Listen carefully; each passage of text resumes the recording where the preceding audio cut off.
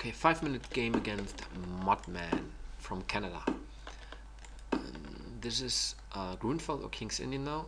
Let's see. Grunfeld. Okay, there are a lot of variations. I just want to try something I recently had a look at.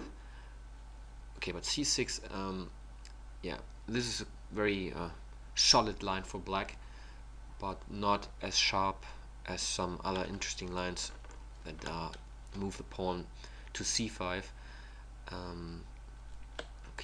Okay, here we just develop.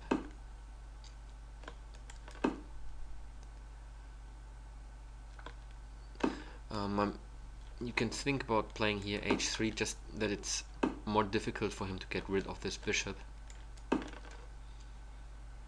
because you can see, due to the pawns here on black squares, this bishop is difficult to develop. So we have weaknesses now, and this pawn here is a nice weakness. Let's try to make it very difficult for him to push the pawn forward to c5. So I try to control the c5 square.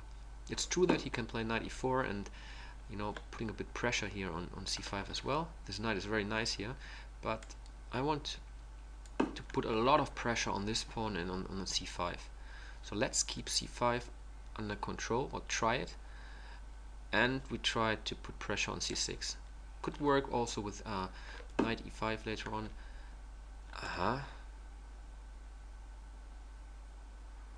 Why is this good for black? I mean, he had the problem with the pawn anyway, but I thought I'd just take here.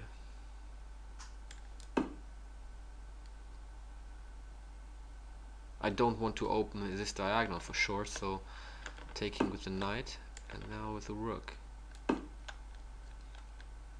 And now I have also control over the c file.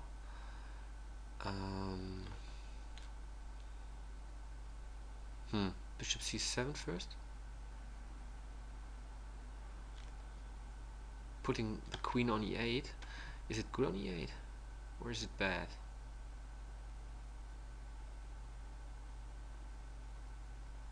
You can play e5 maybe a bit easier than. On the other hand, I just play bishop a4.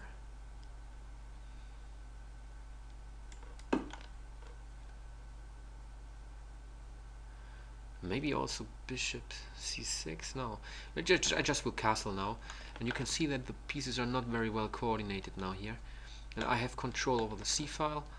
The queen, yeah, it's difficult to develop. What is the problem with just taking here? You can just take with a knight. He can't take back with this knight because the queen would be hanging. If he takes with the bishop, I just take with the rook. Okay, I think this is good for me.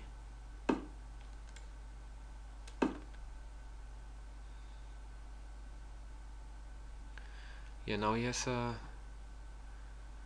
huge problems. Okay, let's take the queen.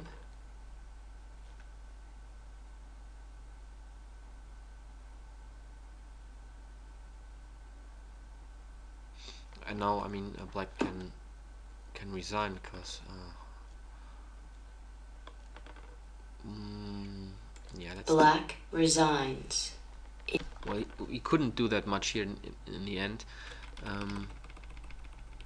Yeah, let's move back to this position.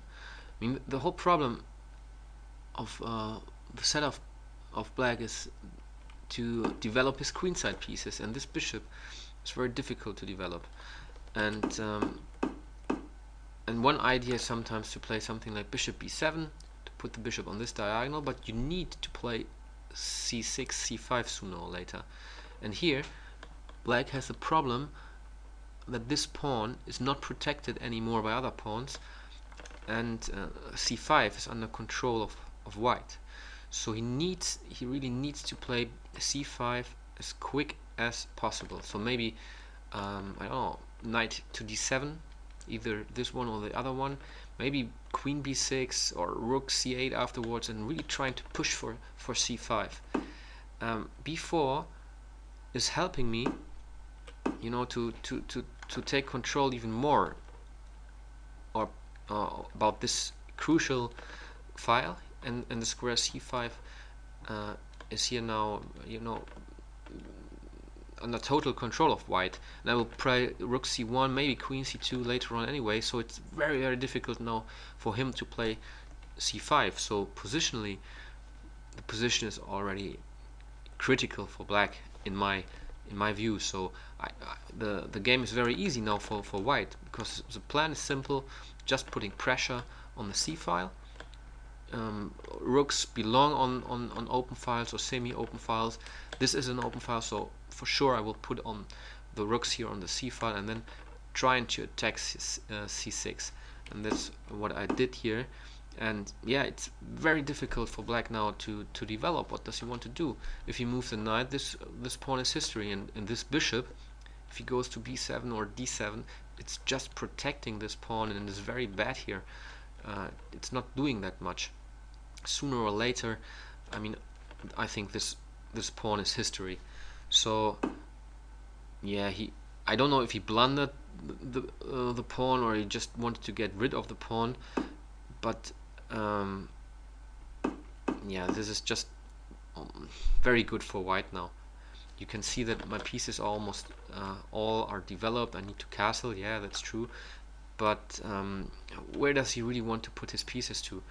And here I just thought about, you know, trying to put the pieces on bad places. So the queen on e8, the only problem is that he really might try to push for e5, and then the queen is good there. But after bishop a4,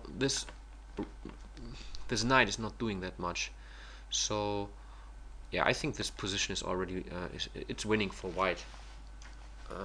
Concentrate on weaknesses you find in the opponent's camp, and in this position there was clear weakness. It was c6, it was c5, and I concentrated my pieces on these two squares.